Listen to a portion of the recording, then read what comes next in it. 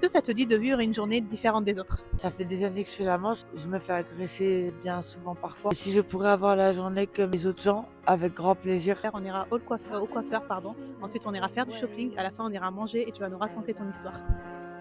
Madame, tu t'appelles Ange Gabriel. J'ai envie d'y croire. Tu peux y croire parce qu'on va vraiment aller et on y va. J'ai envie d'y croire. Je suis chez le coiffeur.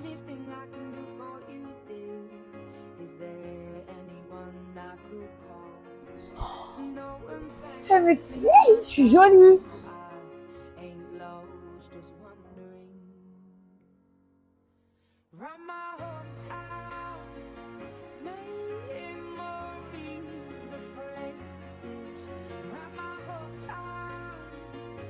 Comment t'as fait pour arriver à cette situation? Mon ex me battait, on a dû quitter le logement, on est parti, on est à la rue. Juste pour comprendre, vous avez subi des violences conjugales et donc vous avez dû quitter. Conjugale, donc j'ai dû quitter mon logement pour ma sécurité et pour survivre car il était prêt à me tuer. Dans la rue c'est très dangereux mais je serais restée là-bas, il m'aurait sûrement tué, je serais mort sous les coups. Donc j'ai fui pour me retrouver confronté à des violences bien pires. Enfin bien différentes mais bien aussi dangereuses. Je te trouve vraiment très courageuse, Laura. Je me bats pour qu'on ait la vie qu'on mérite. Tout ce que je veux aujourd'hui c'est trouver du travail. Je voudrais que ma fille soit fière de moi. Bah, nous on va faire tout notre possible, Laura, pour te trouver du travail. Et ça faisait longtemps que je m'étais pas sentie comme ça. Et lutter la même chose tous les jours que ce que vous avez fait pour moi aujourd'hui. Tu mérites, Laura, voilà, tu mérites.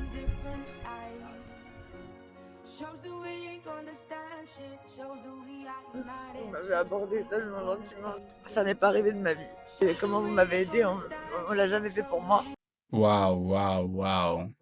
Ouais, ouais, la bonté d'avoir un cœur grand. Parce que ce qu'elle fait là, mon frère, et la demoiselle, vraiment, bon, c'est pas une demoiselle, hein, c'est quand même une maman. Cette maman-là, elle était vraiment chaleureuse, hein, d'avoir vraiment cette jeune dame venir auprès d'elle, essayer de lui redonner une joie de vivre, quoi, de lui redonner un sourire et un départ à la vie, tu vois un peu. Parce que ce qu'elle fait là, vraiment, tu vois, ils sont partis même jusqu'à aller dans un magasin changer. Regardez la différence, l'avant et l'après. Waouh, she's nice. Elle est juste sublime, hein. Ouais, je vous le dis, elle est sublime. Bref, ce que Aya fait, c'est vraiment très, très chaleureux et je veux vraiment comprendre, je veux vraiment voir comment est-ce qu'elle va l'aider vraiment à trouver un travail, puisque c'est ce qu'elle a vraiment besoin, puisqu'elle dit que elle veut avoir un travail pour vraiment s'occuper de sa fille et ce serait bien, ce serait bien, ce serait bien.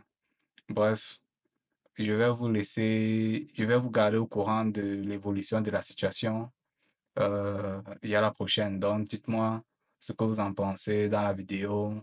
Dites-moi du concept que Aya emprunte pour aller vers ces sans-abri là, essayer de discuter avec eux et tout et tout. Bref, dites-moi ce que vous en pensez dans la vidéo. Est-ce que vous pensez que c'est un bon concept après la mauvaise expérience qu'elle a eue avec Hassan?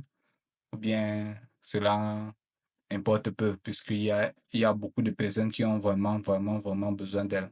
OK? Dites-moi en commentaire. On se retrouve à la prochaine. Ciao, ciao.